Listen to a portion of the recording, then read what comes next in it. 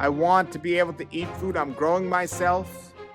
I want to eat food in a healthier state. I don't have to buy these unripe. I can pick them ripe off the tree. I want to save money.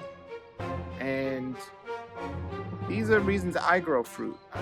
Hello everybody, welcome to Fruitful Trees. I am going to make a video I bet you've never seen anyone growing fruit trees make before, but I'm going to make this one. This is a soursop. I just pulled it off my tree yesterday. It is ripe, been in the refrigerator, ready to eat it, looking good. Soursop. This is a star fruit, carambola. We are in the season right now where mango season has passed and the new fruits are coming in for the new season. We have star fruit, sapodilla, and some other fruits are in season now. But when you're planting a garden and deciding what fruit trees to plant in South Florida, these two tropical fruits are very common. And let me tell you about both of these.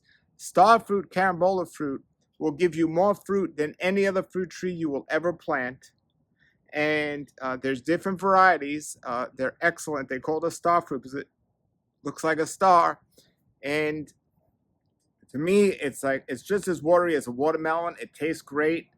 But I saw this in Whole Foods the other day, and it was green, and they were charging like $3 for one fruit. My tree has hundreds on them. This is one tree. You will never run out of fruit. It fruits 3 times a year. It's an excellent tree. And the first tree I planted in my front yard when I got this property, star fruit, a great choice. So another fruit is called soursop, as we said. This is known to have healing properties for cancer. The leaves of the tree are known to have healing properties for cancer, and it's in a particular family of Anonas. That's what they're called, the Annona family, which has custard apples, cherimoya, sugar apples, the alamas, and rolinias. So it's the Annona family, and this is something that is very expensive in the stores, up to $10 a pound. And even in the stores, you're not going to get one tree ripened. They pick them super hard, and hopefully they'll ripen if you buy one, but they'll never be as good as getting it fresh off the tree. So these are two common fruits that are here out right now. Now, they're both easy to take care of and pretty easy to grow. Depending on the soursop, if you get a seedling tree, then you got to hopefully get lucky and get a good seedling tree. But if you get a grafted tree, you're going to get a tree that produces similar to the way of the fruit that you're getting off that tree. And this, you get the grafted variety of the star fruit, and that's it. Now, when we're considering growing fruits and what trees to plant, we have to consider this. At least we don't have to, but for me, the reason I plant foods is for health reasons. I want to be able to eat food I'm growing myself. I want to eat food in a healthier state. I don't have to buy these unripe. I can pick them ripe off the tree. I want to save money. And these are reasons I grow fruit. I don't do it for the pride or to get people jealous or just trying to do the challenge of growing trees. I mean, that's another thing I like, is the challenge of just figuring out how to grow great fruit trees. But there's something I heard yesterday. I heard this and I knew this about star fruit. Now, I'm not in this video, what I'm saying now is not trying to discourage anyone from growing fruit, but it's about making wise choices, okay? If you have acres and acres of land, grow it all, learn about it all, and great. But if you don't have a big property and you want to learn about different types of situations and what'll grow best and what won't, consider what I'm saying.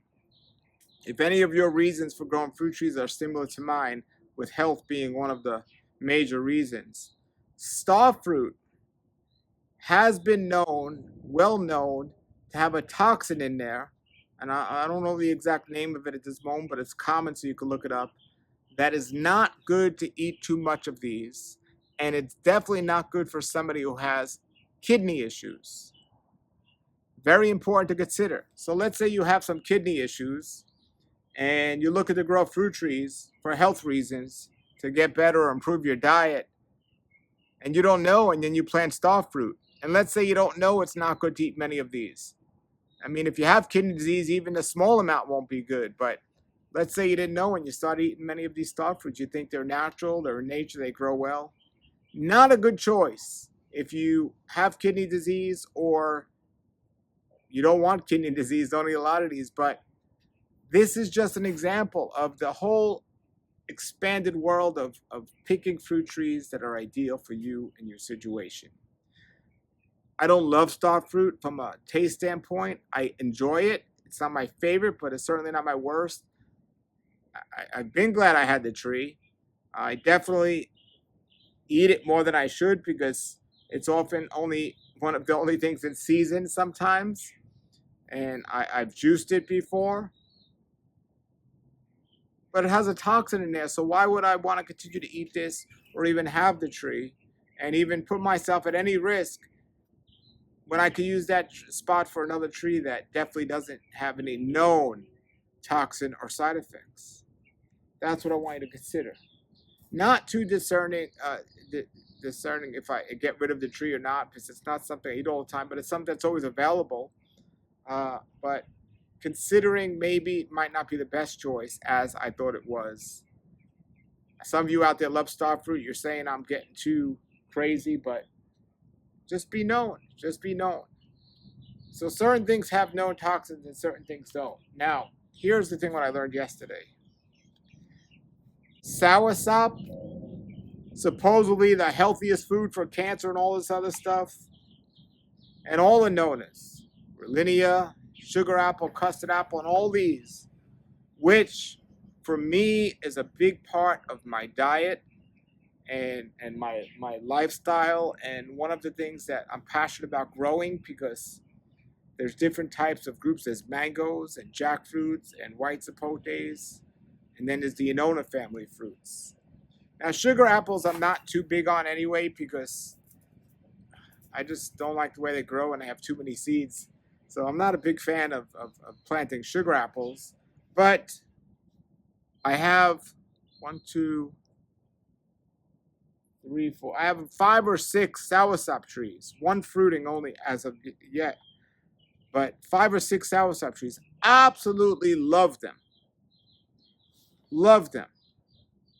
My children love them. It's just a great, great tasting fruit. Very valuable. And I'm not paying $9 in the store a pound for an unripe fruit.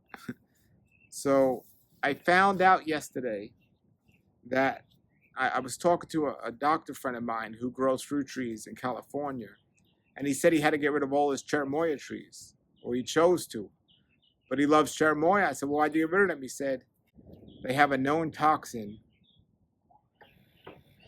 to contribute to Parkinson's disease. What? I'm glad I can't grow cherimoyas here in South Florida because that's more of a California Annona. He said, hold on. That toxin is known to be in all of the Annona family fruits, including custard apple, sugar apple, soursop, Relinia. What? I never heard this before of any of you. Apparently there was a study that took place in the Caribbean or somewhere where people that ate a high amount, or not even a high amount, any amount of soursop were diagnosed with symptoms similar to Parkinson's disease, but the typical drugs that deal with Parkinson to get people better wasn't working for this particular form of the disease caused by this. So I don't want to be eating things that are going to possibly put me in danger. Now, studies can be kind of interesting, but I never questioned the star fruit study because I don't love star fruit, so I never questioned, well, maybe it's wrong, or I tried to justify it. It's known that this is bad for the kidneys. It has a toxin in it that's bad for the kidneys. So you don't want to overeat on star fruit. Well, now that you know this, since I love Anonas, you question, well, that, and you make every excuse for the study as possible of why we shouldn't be eating, of why we should eat it. But this is interesting. And I looked up to confirm. I looked it up, and there's a lot of information out there on this particular toxin. And as a matter of fact, this is so known to be healthy, a healthy food to fight cancer and all these other things. That's not documented. That's all like hearsay. All of it. But the Parkinson toxin that's in here, that's not hearsay. That's like a true toxin that's in here. Scientifically proven and it's documented. But everyone's going to listen to the health benefits of the sour sap. But they're not going to listen to the toxins because they don't want to forgo their sour sap. So it just makes me think and wonder and to research. And I asked the guy, how did you find out about this? Because he loves cherimoyas. How do you find out about it? And he said, well, you know, health is the number one thing to him when it comes to food. As much as he loves all his Anonas, you know, he stumbled upon it or somebody told him and he researched it. He researched it, which is important, and I invite you to research it, but he found it to be true. Wow. Wow. So am I going to run out and get rid of all my Anona trees? Not yet. Not yet. But I will tell you this. I'm going to eat this and enjoy it. But if I had 2 or 3 that I would normally eat and enjoy, I'm going to eat one and either give the other one away or sell the other one. Definitely got my antennas up. When I have my custard apples, I'm going to enjoy one and either give away or sell the others. I'm not going to overindulge on this that might have a toxin that might affect my health in the future when I know there are other things that won't. Now, some of you might say I'm being too cautious there and eat all I want and it's a fruit and it's fine. I don't believe in science and what science says, but I'm living healthy for a reason, and I don't want to end up with Parkinson's or kidney disease or anything else. So if something's known to have an issue, I'm going to take it seriously. There's another fruit called ackee. I just cut down my tree, as a matter of fact.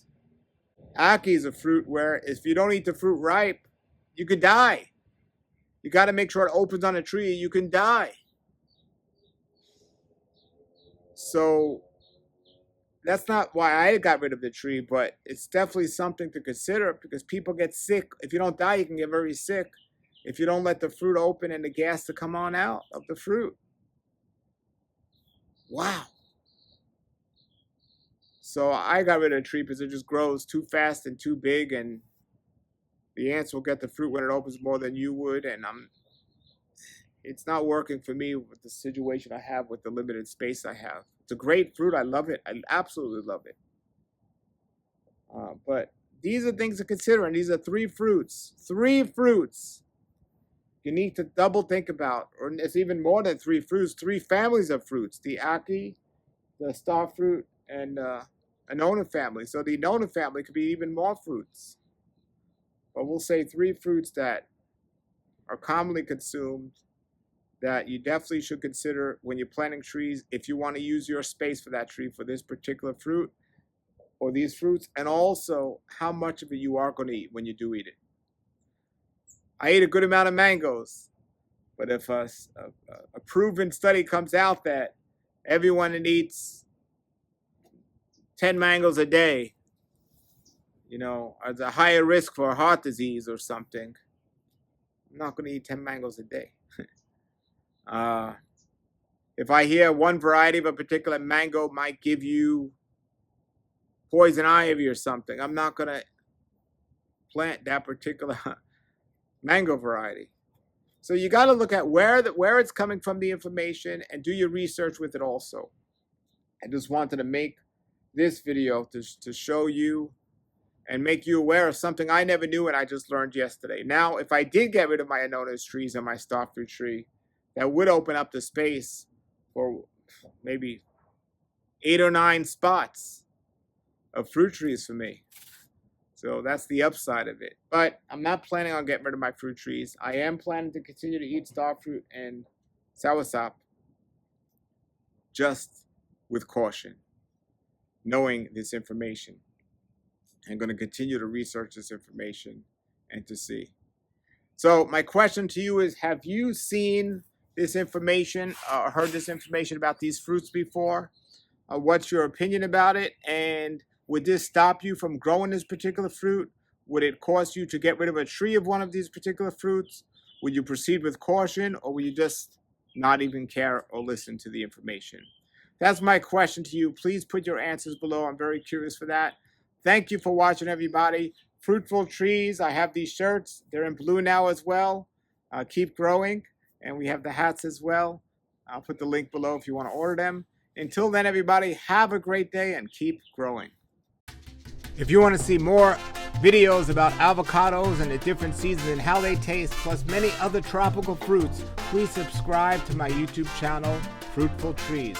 Thank you and keep growing.